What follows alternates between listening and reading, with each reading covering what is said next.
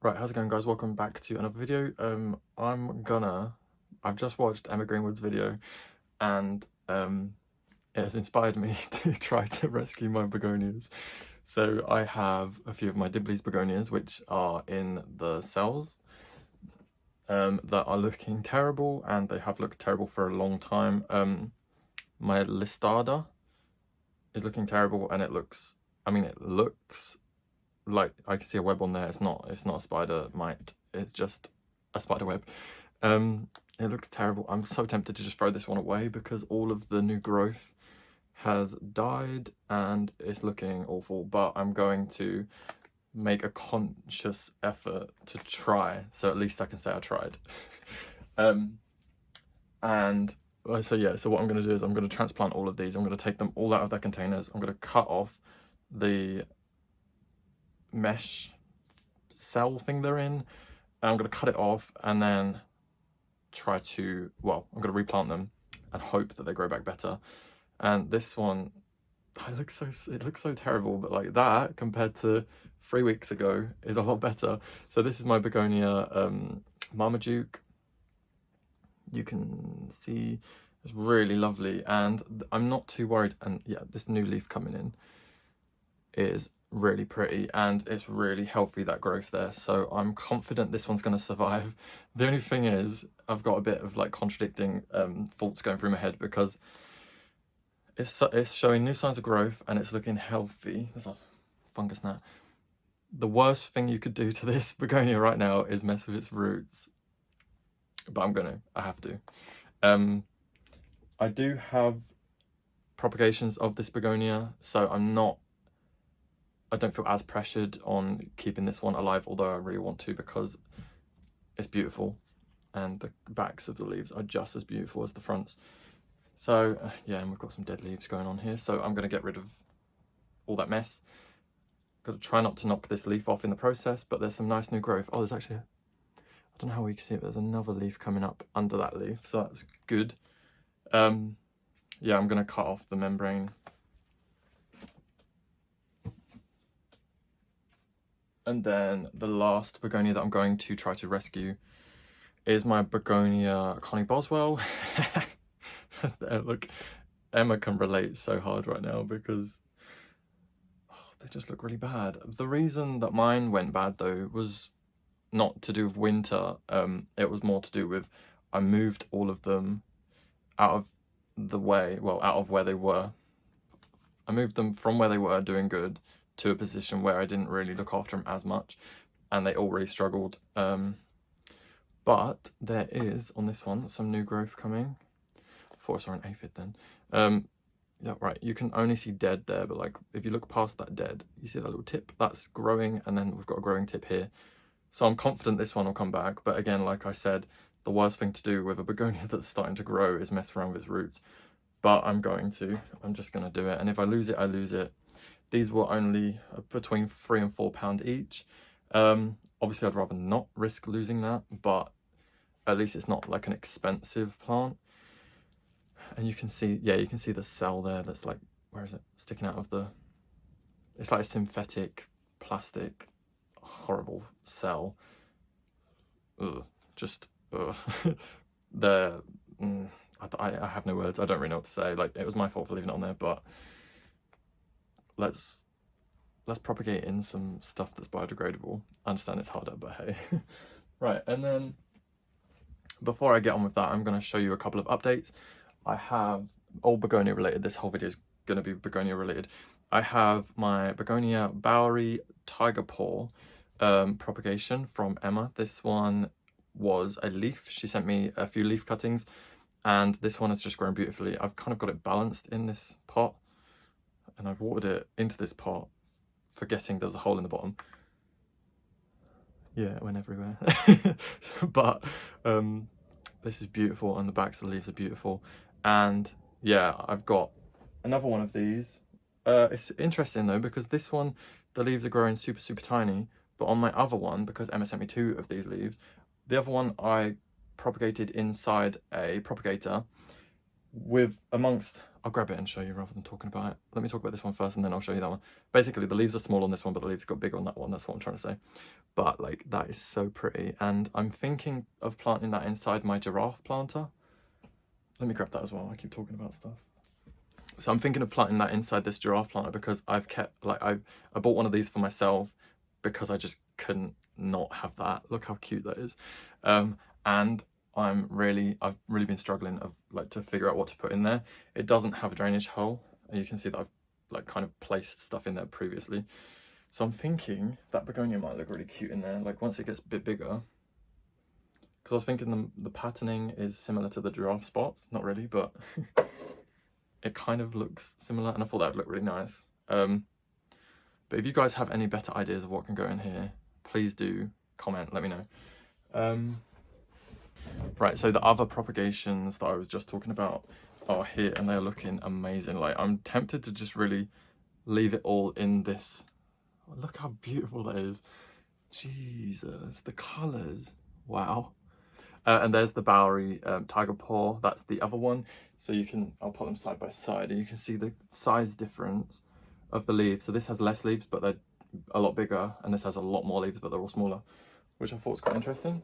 So yeah, so I've only had one loss, I think, out of all of this. And I mean, one of them died, but the other one stayed alive. And that was, you really can't see very well. You see this begonia here? I don't know the name of it.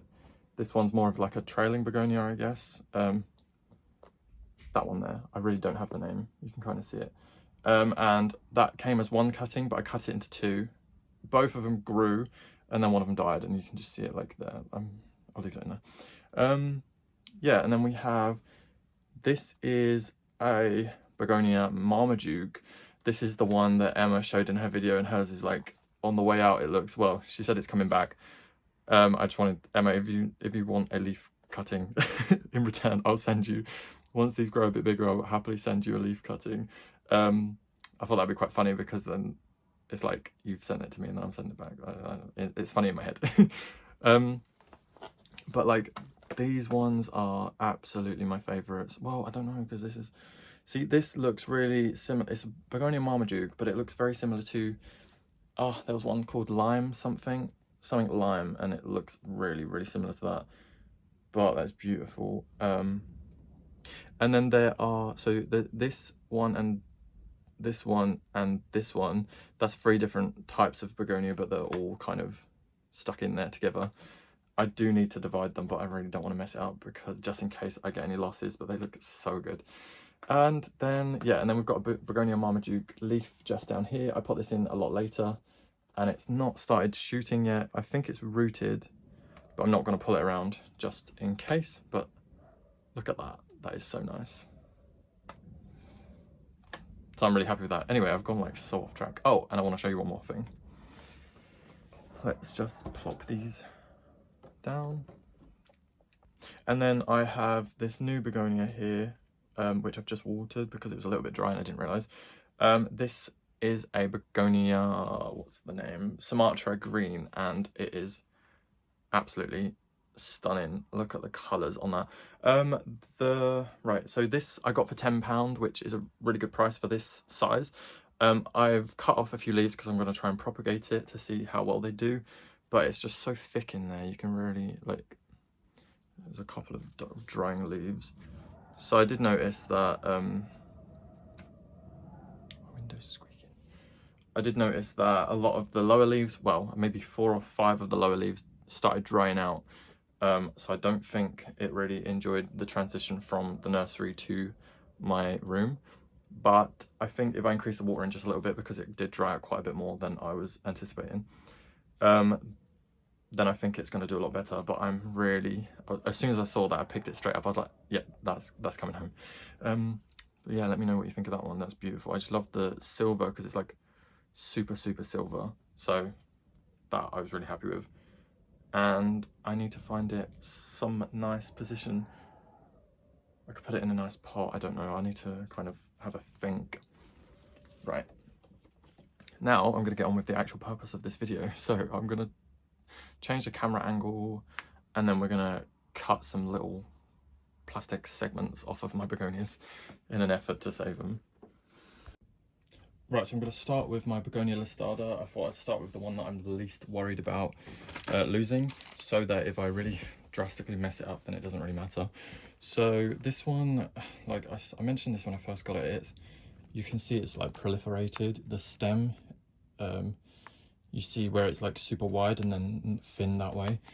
This is what's called proliferation, and it doesn't grow a very good form. So I'm not too worried about losing this one. There's some weird fungus growing. Oh, my battery's low. Can you see that weird fungus there? This is just not a pretty sight.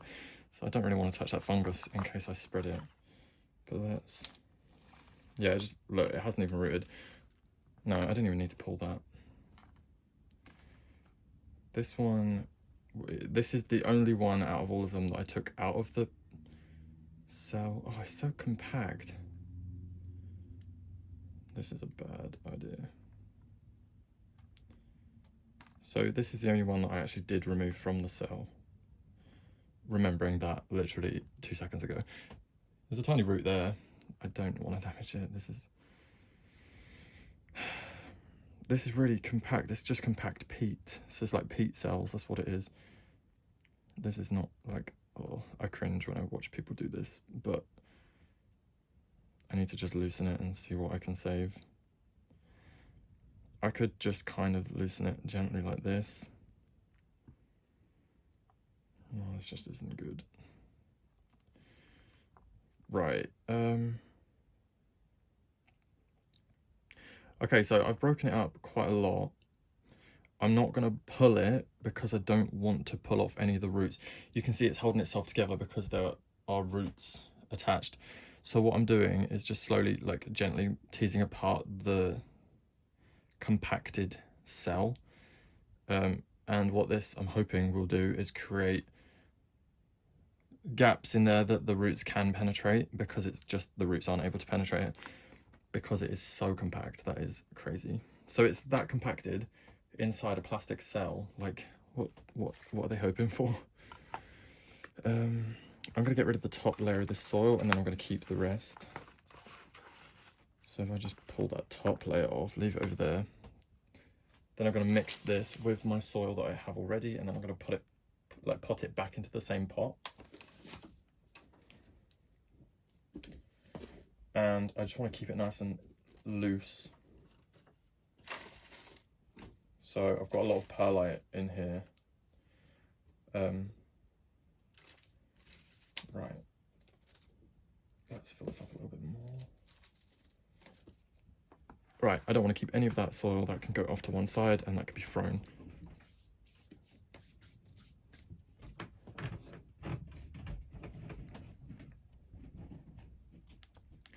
Right, and the soil then is really quite loose. I'm not going to pull that apart any more than I already have done. And then I'm just going to put it back. Like, that kind of seems like I haven't really done much. But just by loosening that, hopefully it will give it a better chance to penetrate the soil with its little roots that it does have. I mean, I'm going to say already it looks better, even though it technically hasn't even changed. But let's put that back in there. Right, that's one done. I don't want to change it any more than that. I'm just going to leave that. I think it should do better. If it doesn't, then hey, I tried. Right. I'm going to do the Marmaduke next, because this is one that I do really want to keep. So I'll pull off those dying leaves there. Dead. Sorry, they're not dying. They're completely gone. I'm going to be a bit more gentle with this one because... oh, it's a little dry. Ooh. Okay, are there any roots? No. So I'm just very gently teasing this apart, and it's good because the soil is very, very loose, because I did use a lot of sphagnum moss, and yeah, look, you can see the cell there. So what I wanted to do in a case where, like, if there's a lot of roots growing through it, which there kind of isn't. No, look, that is the only roots coming through, and that they look big, but they're just holding on to a lot of sphagnum moss. So what I'm going to do is cut sections off of this cell, or like cut through it, and then see if I can kind of get some of it off. I don't want to just pull it because it's going to destroy any roots. Right, it's like surgery for plants. Watch me cut myself. This is horrible stuff. It's like really horrible.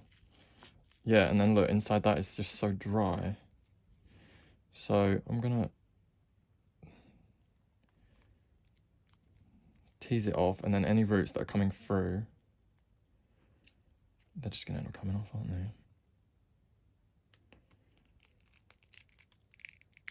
Oh, that was horrible. I should not have done that. Too late, I've done it. Right, I understand I should not have done that, just FYI. Oh, goodness, right, okay, this is so dry and really hard. Like, really? Like, what is this? I'm not happy with that. Oh, it's so solid. I'm gonna need to dampen that before I even try and pull it apart. I'm gonna grab a little pot of water, and I'm gonna soak that, and then hopefully it'll come apart a bit easier, because that is crazy.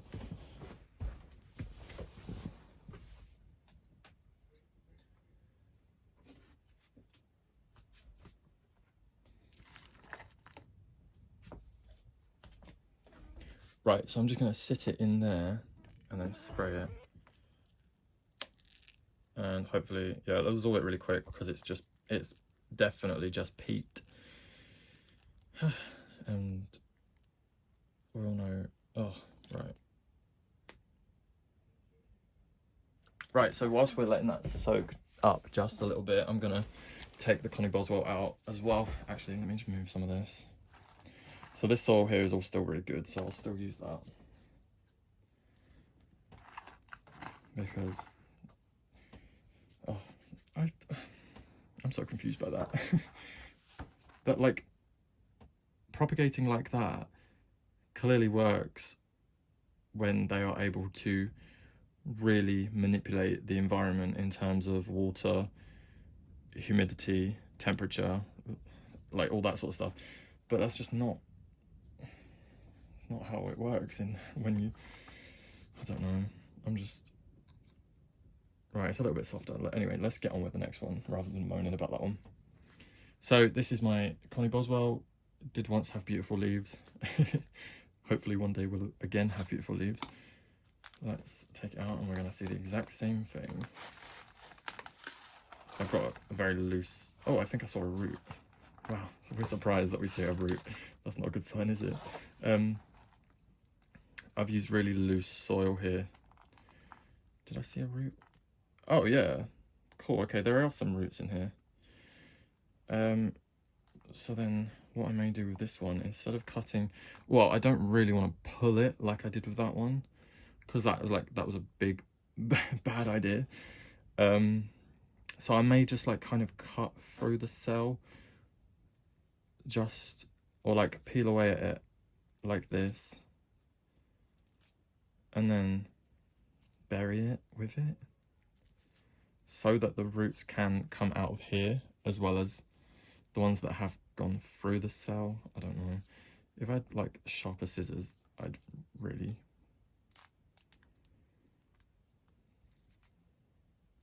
Yeah, it's not gonna be worth me losing all these roots here, so I'm not gonna pull at that like I did with the other one. But I'm gonna soak it, so let's get in there. And then what I'm thinking is, if I just replant it like that, then at least it has all this like space where it can send out new roots a bit easier. This is such a sad sight. But like, I mean, this soil here is a little bit moist. You can see it's very like loose, where it's like not damp, but it's still holding a little bit of moisture. Whereas these cells that were in the exact same condition were bone dry. So you can understand the issue there with watering, thinking that the soil is moist when actually the part that the majority of the roots are in is not moist at all. Right, let's leave that. Let that soak.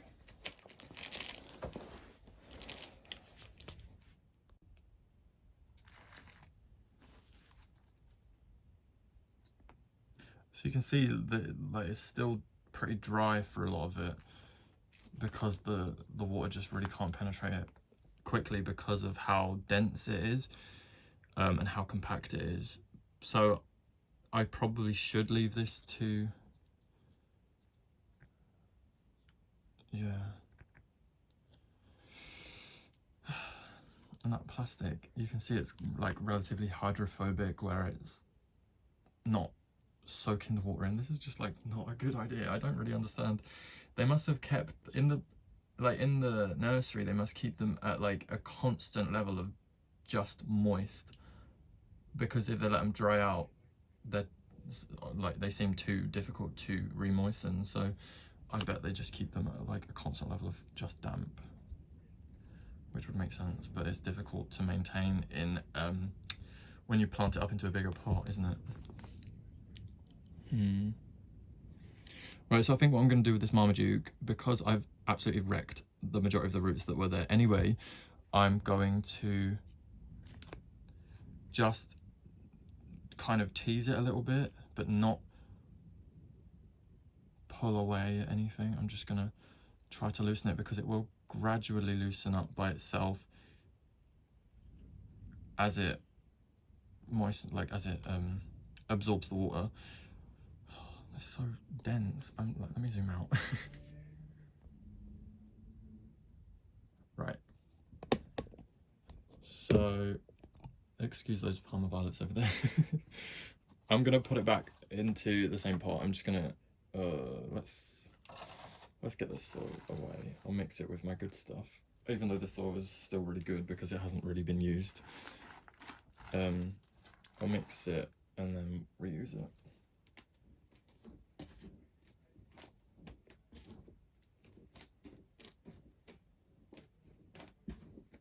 So what I'm hoping is, now that the cell is off, when it does get re-moistened, like absorb the water, it will give the soil a chance to really relax, and won't keep it so compact, so tightly compacted together, because the cell is gone. That is the plan. Well, that's how it's going in my head. Whether that's how it actually happens, we'll see. Yeah, because I've spoken to a few people about these Dibleys begonias, and a lot of people, I'd say maybe like 8 times out of 10, when they leave the cells on, they just end up dying, from what I've heard from people. Whereas if they've removed the cells, they get a lot better success, which is understandable now that you've seen this. There we go. Right, now I'm a little bit worried about that one, because of how much of that, of the root structure I literally ripped off, which was terrible, and I apologise, because that would have been horrible to watch. But let's give it a good drink. I'm going to keep this in a more humid environment. I mean, to be fair, my bedroom is practically like 70% humid all the time anyway. So I don't think humidity is going to be a problem, but I'm going to keep it somewhere that I'm going to keep a closer eye on it. Give it a good soak, because this soil that I'm using is very well draining anyway, so I know that it's not going to just sit stagnant and wet for a long time.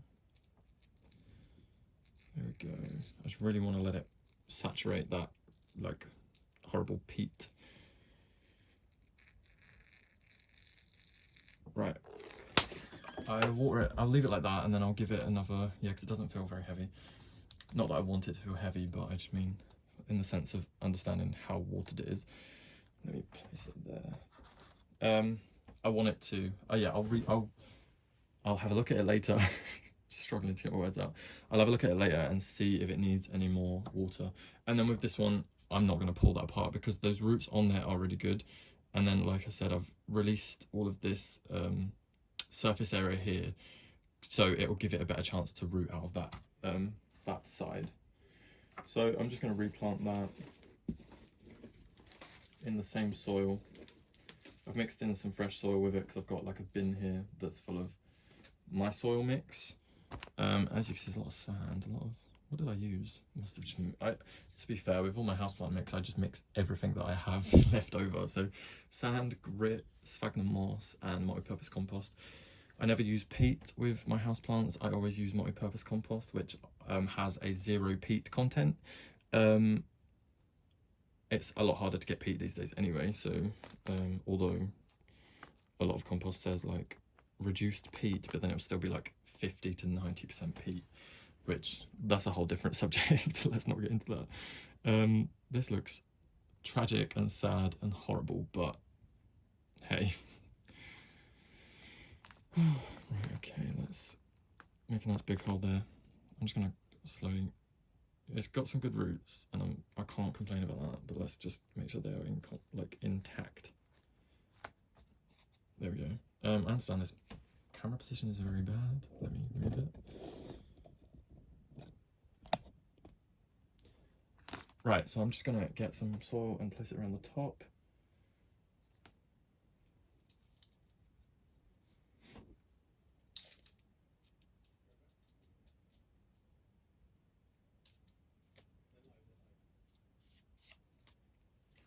Right, so I've made an absolute mess, but I do feel better about that one. I feel better about this, the Connie Boswell. The Listada should do a lot better too. Although the Listada wasn't even in the peat cell, so, well, it was in the peat, it just wasn't in the plastic cell. This is such a slow process. Let me put it in there, that might be a bit better. And let it soak up from the bottom. So, I think I'll probably keep these in water trays. Well, have they? No, they haven't been in water trays. Where have they been? They've been over there. Right, so they've been under the grow light. Let me turn the camera around. Right, so these have been under my grow lights. They've been getting quite a lot of direct grow light. Well, my hair is a mess. Right, so these have been under my grow light, my stronger grow light. So I think that's kind of what's helped them quite a bit, because trust me, they did look worse than that. Like 4 weeks ago, maybe 5 weeks ago, they looked really terrible, like beyond. Oh, I showed them in the video, didn't I? So the grow light's been helping, and I think now that I've potted them, well, taken the plastic cells off, well, taken the cell off of one, loosened the soil of one, and then opened up the cell and loosened it a little bit off the other one, they should do a lot better. I'll expect it to be very slow progression, but I mean, it's better than leaving them. So hopefully that's going to help. Hopefully the Marmaduke survives. I think it will. I think it's just like, when you damage roots, as long as you keep it humid and there's not a lot of foliage on that plant. So basically, if you damage a lot of roots, you want to reduce the foliage, because the volume of roots is not able to take up enough water to maintain the foliage. So because it's only got 2 leaves, like, I'm not worried about it. But if it did have like 5 or 6 leaves, I would consider taking a couple off. So I think it's gonna be fine. I'll keep you guys updated. And I think I'll finish off this video with, I'll show you my orchids, because a couple of you have asked to see my orchids and I've just kind of not shown them, but they're both in flower now, apart from my dendrobium? Nope. What's it called? Is it dendrobium? No.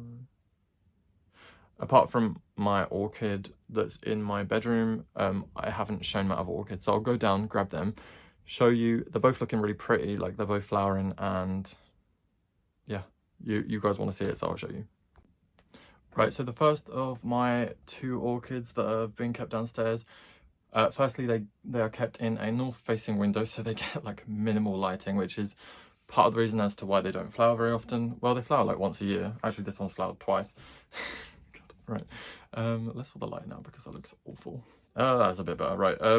So this one I've had for, well, it's technically my mum's, but this one we've had for 2 years. No, it's got to be like 3 now.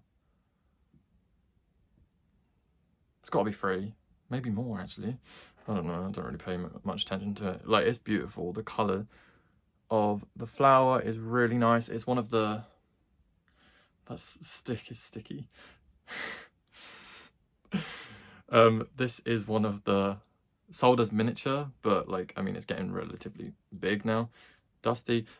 This one, I've kept it in this jar, and it obviously doesn't have a hole, and I keep it in 100% just sphagnum moss, and it is loving it. Like, the roots on it are crazy.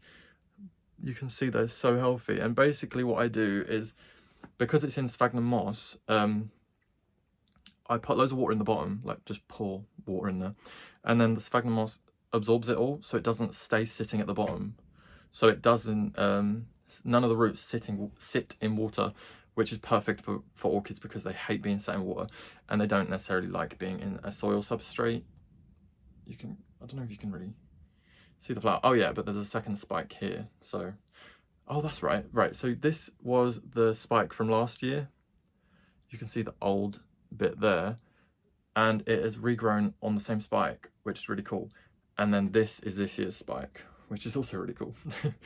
The one thing that confuses me slightly is that people say that you should fertilize orchids like as soon as the flowers, well, when the flower spike is growing.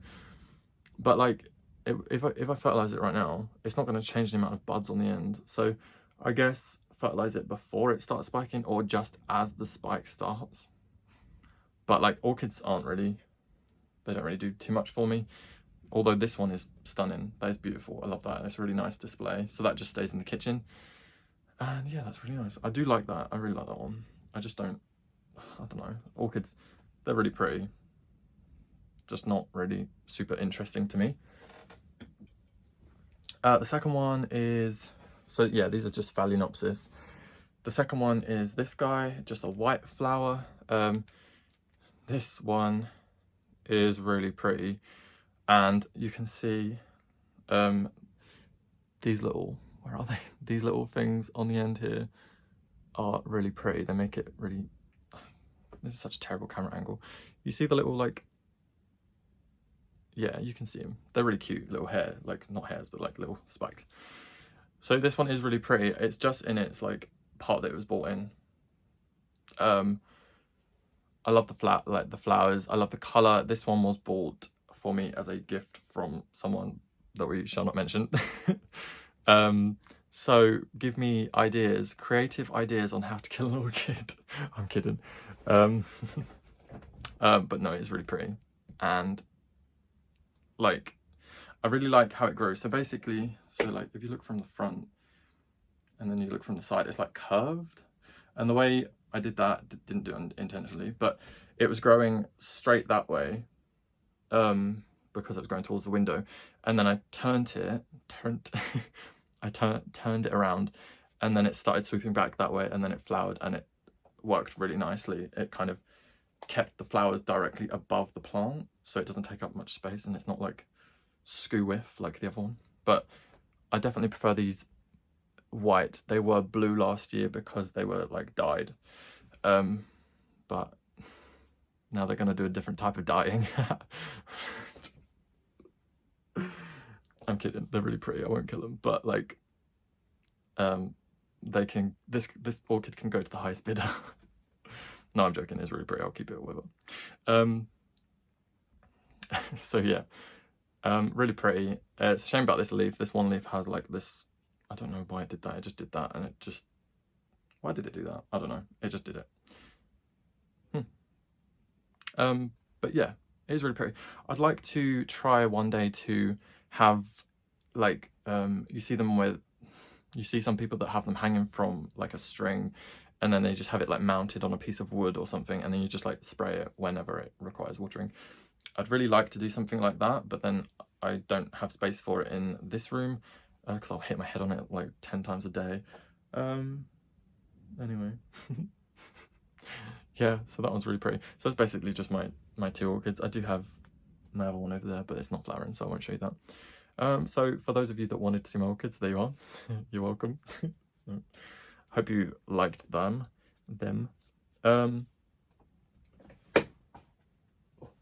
Yeah, so I'm gonna end this video here. I'll keep you guys updated on the progress of the begonias, and if they die, I don't think they're gonna die, but like, I got a Dibleys catalogue through the other day, so I may have another look, but actually no, I'm not going to do that. I'm not going to buy any more.